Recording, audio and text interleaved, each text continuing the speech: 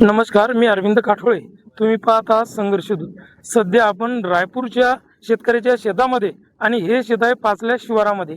तर आपण पाहू शकता या ठिकाणी पाण्याचं इतक्या मोठ्या प्रमाणात या शेतामध्ये पाणी साचलं आणि शेतकऱ्याच्या म्हणण्यानुसार हे क्षेत्र जवळपास 100 एकरच्या जवळपास आहे आणि हे क्षेत्र जर पेरलं गेलं नाही तर शेतकऱ्याचं अतिशय नुकसान होणार आहे आणि शेतकऱ्यासमोर जगावं की मरावं हा प्रश्न उभा राहणार आहे.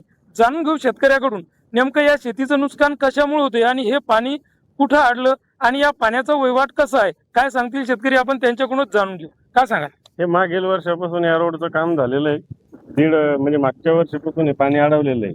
मागच्या वर्षी ते आमचं पीक पूर्णतः गेलेलं आहे आणि यावर्षी तीच परिस्थिती आहे. मागील वर्षापासून आम्ही बांधकाम विभागाशी पत्रव्यवहार झालेला आहे. सर्व कागदपत्र आमच्याजवळ हजर आहे. तरीही बांधकाम विभागानं कोणतीही कार्यवाही केलेली नाही.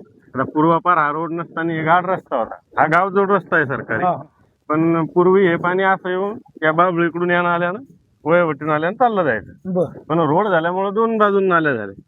आता यांचं म्हणणं आहे की वरती घाला तिकडे पाणी, पण वरती 10 फुटाचा चढ आहे. तर मग वयवट कसा काय बदलता येईल? या शेतकऱ्याच्या म्हणण्यानुसार गेल्या 2 वर्षापासून या शेताची हीच परिस्थिती आहे.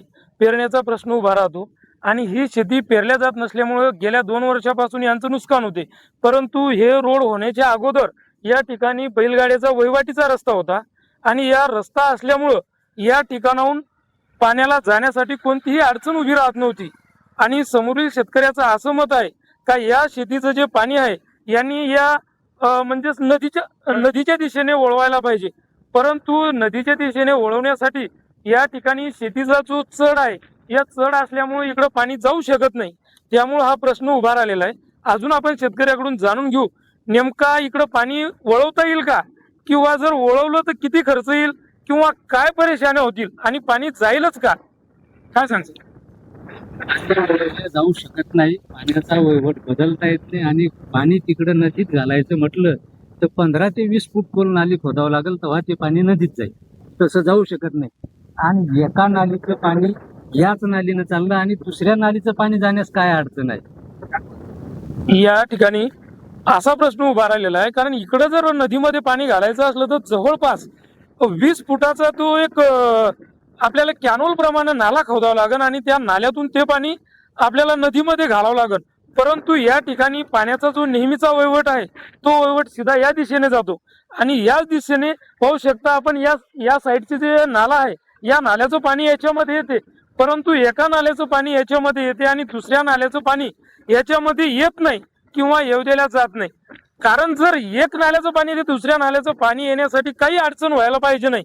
परंतु या ठिकाणी आता बघू शकता तुम्ही रोडच्या खाली ह्या नळ्या दाबलेल्या आहे आणि या नळ्यामधून हे पाणी इकडं नाल्यामध्येच जात आहे.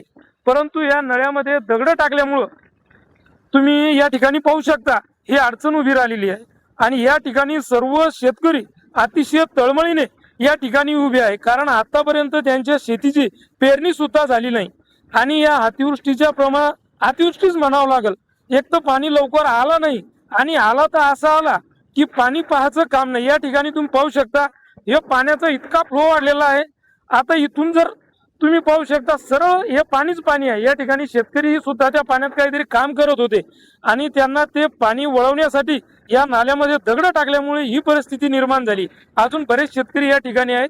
आपण शेतकऱ्याकडून प्रत्येकाकडून त्यांच्या नेमक्या समस्या काय आणि त्यांना मार्ग कसा मिळाला पाहिजे या ठिकाणी ते कोण्या ठिकाणी बांधकाम विभागाने सुद्धा गेले आणि बांधकाम विभागाने त्यांची JCB सुद्धा या ठिकाणी पाठवली. परंतु सतत JCB येते वापस जाते आणि याच्यामधून काही मार्ग निघत नाही. तर शेतकऱ्यांनी काय करावं, नेमकं काय प्रश्न आहे, आपण या ठिकाणी रायपूरचे काही शेतकरी आहेत जाणून घेऊ त्यांच्याकडून. या भाऊ,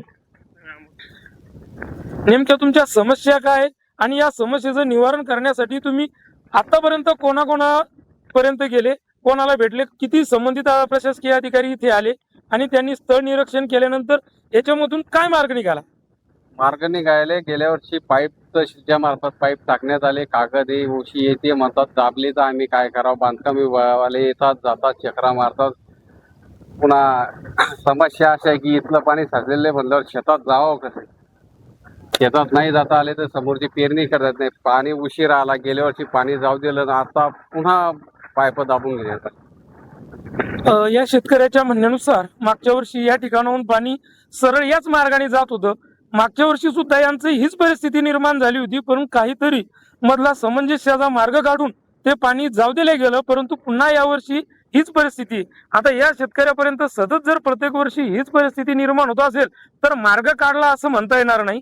अजून काही शेतकरी आहे, जाणून घेऊ त्यांच्याकडून नेमक्या या समस्या सुटतील की, आणि जर नाही समस्या सुटल्या तर तुम्ही नेमके काय करणार, आणि या समस्या सोडण्यासाठी तुमची स्वतःची इच्छा काय असेल, तुम्ही काय मार्ग काढणार, आणि जर नाही निघाला तर काय करणार.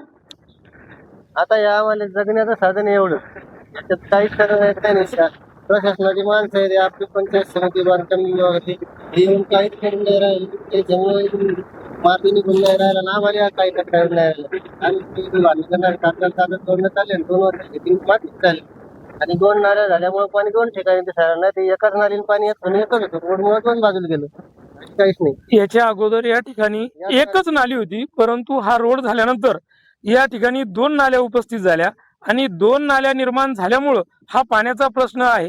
आणि शेतकऱ्याचं म्हणणं आहे, जर समजा हा प्रश्न सुटत नसेल तर आमचा जो पहिला रोड होता त्याचप्रमाणे रोड पूर्ववत करून द्यावा. आणि या ठिकाणी पाहू शकता, हे हळद लावण्यासाठी शेतकऱ्यांनी हळद आणली होती, आणि ही हळद या पाण्यामध्ये असल्यामुळं काल त्यांनी त्याची सुद्धा त्यांच्याकडे फुटेज आहे, ती हळद त्यांनी वर काढली आणि आता झाकून टाकली. या बी ठिकाणी पाहू शकता 2-3 ठिकाणी, म्हणजे 2-4 शेतकऱ्याचा हाच प्रश्न, हळद सुद्धा लागवड आतापर्यंत झाली नाही.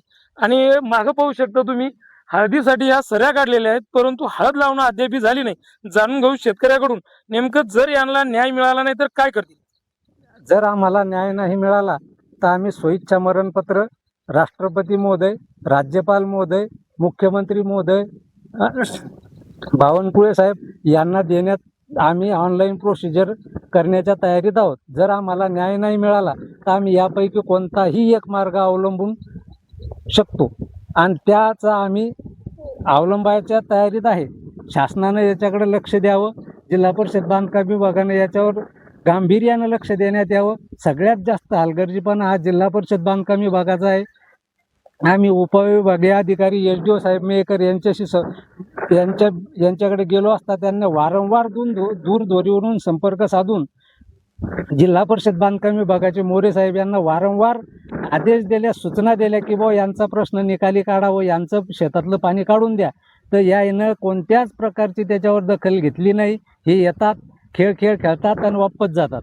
इथं कोणताच त्यानं कार्यवाही केली नाही. त्यानं ड्रेन नाली तोडायच्या ऐवजी त्यानं बघून घ्या त्यानं ड्रेन नाली तोडायच्या ऐवजी रोड तोडला, पण ड्रेन नालीच्या तोडली नाही. हे दृश्य पाहून घ्या तुम्ही ऑनलाईन. आज या ठिकाणी शेतकऱ्याच्या म्हणण्यानुसार यांनी ड्रेनेज नाली तोडायच्या ऐवजी रोड तोडला, परंतु ते ड्रेनेज नाली पूर्ण म्हणजे चांगल्या प्रकारे तोडल्या गेली नाही, आणि रोड तोडून ते पाणी काढलं. आणि या ठिकाणी तुम्हाला दाखवलंच, परंतु मागं पाहू शकता, हे जर हे शेतीचं असं नुकसान होत राहिलं तर शेतकऱ्यांनी काय करावं. मी अगोदरच सांगितलं, शेतकऱ्यासमोर जो प्रश्न उभा राहिलेला आहे, जगावं की मरावं. आणि या शेतकऱ्यांनी सांगितलं, जर समजा आमचा प्रश्न मार्गी लागला नाही तर आम्ही स्वइच्छा मरण ही निश्चित घेणार.